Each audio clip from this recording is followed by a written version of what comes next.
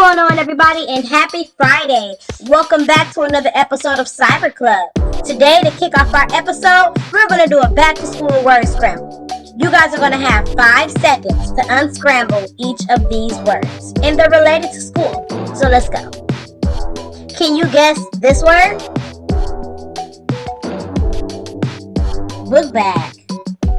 Can you guess this word? Pencil. What about this word?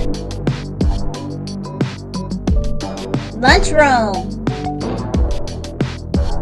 I know you know this one. School.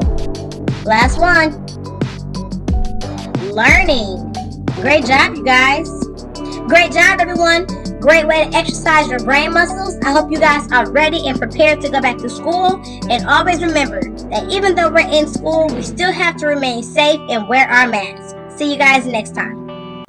Welcome to the STEM Lab. Today, we're going to make a balloon float with baking soda and vinegar. Here's what you'll need. A funnel, a balloon, 1/3 cup of baking soda, a cup of vinegar, and an empty water bottle. We're going to first start off by taking 1/3 cup of baking soda. Carefully, because it does get messy.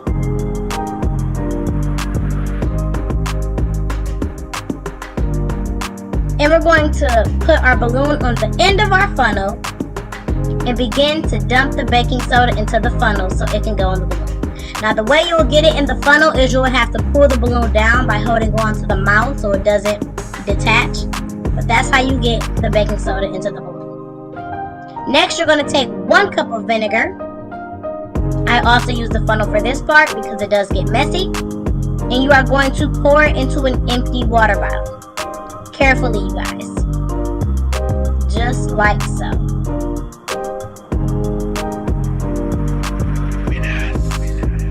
Next, I am going to take the tip of the balloon. Carefully, because you can poke a hole in it. And I'm going to put it over the mouth of the water bottle, just like this. And I'm going to turn it upside down and dump out all of the baking soda. Now, it started to react before I could get all of the baking soda in, so a lot of the baking soda was stuck on one side of the balloon, as you can see right here in this picture, which caused it to lean over. But this is how you get a balloon to float, just like that. So I ended up letting out a little bit of air just by opening up the mouth, so that way it can stand on its own. But what happened was, when baking soda and vinegar are mixed together, it creates a gas called carbon dioxide. The gas begins to expand in the bottle and starts to inflate the balloon. The more gas that it creates, the larger the balloon will inflate, you guys. So that is why our balloon inflated. And also, like I said, I let out a little bit of air so it could stand on its own so you guys could see. I hope you guys enjoyed this project and come back next time for more STEM activities. Let's check out some club highlights. So the first club highlight is a panel that the St. Luke's Boys and Girls Club put together that's located here in Cleveland with alumni, teens, and current teens. The panel consisted of all of the candidates who are running for mayor for the city of Cleveland. Here is what some of the questions were that the teens asked our panel.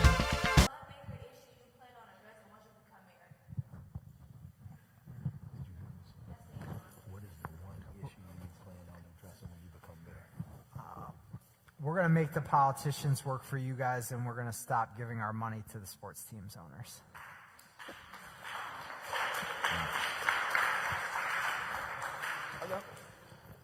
The issue of not investing in our communities, the issue of not investing in our neighborhoods, the issue that you look up and say that on the east side of the city of Cleveland, we're not investing on our side of the city of Cleveland.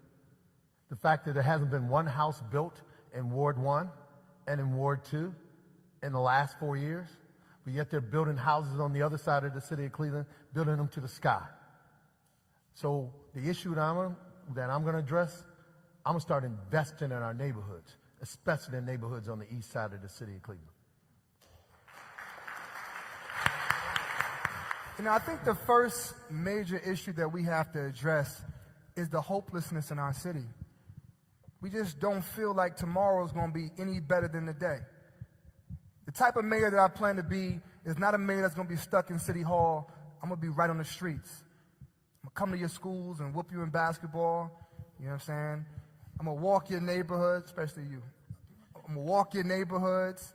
I'm going to be a mayor that you're going to see that's going to be active. We're going to bring city services to the people. You shouldn't have to go all the way to City Hall to get a birth certificate. You should go right to Thurgood Marshall. You should be able to go right to Gunning. You should be able to go right to Zone.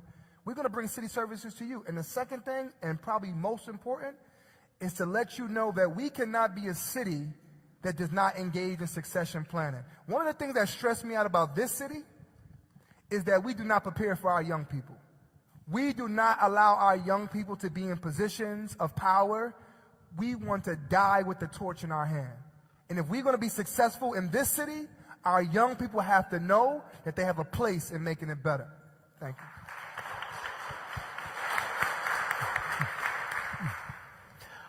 Thank you for the question. We have to have a community where anybody who wants a job has opportunity for a job. When you're running for office, people often ask you, what are you going to do to bring jobs to Cleveland? But that's the wrong question, because there are thousands of open, available, high-paying jobs, but we are not properly training our citizens to have those jobs. Jobs in healthcare, jobs in manufacturing, jobs in information services and the skilled trades. Industry needs people as much as people need jobs.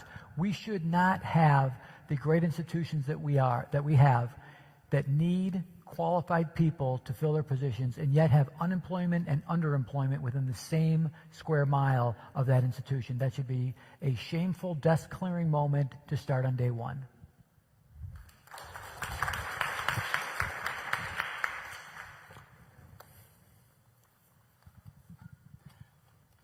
What I intend to do as mayor of the city of Cleveland is to make a powerful expression of the unity of all people. Now, how many of you have heard of the human genome theory?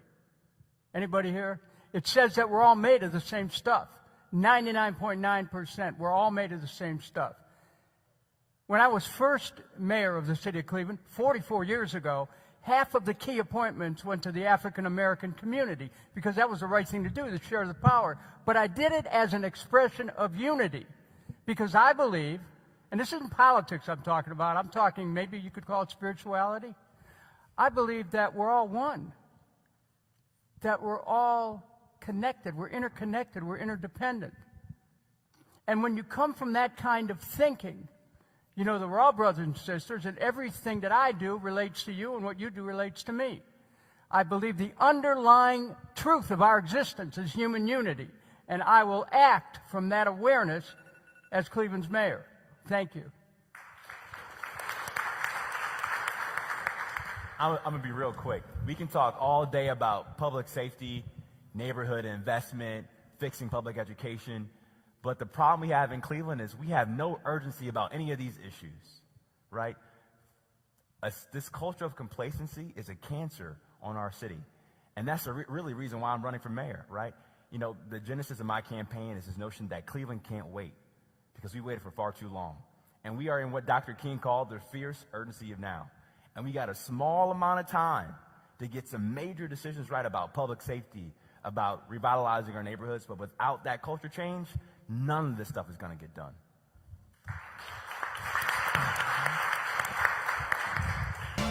Well, that's all for this week. Come back next time for more cool activities, and we'll see you guys then. Also, happy Friday and have a great weekend. See you guys.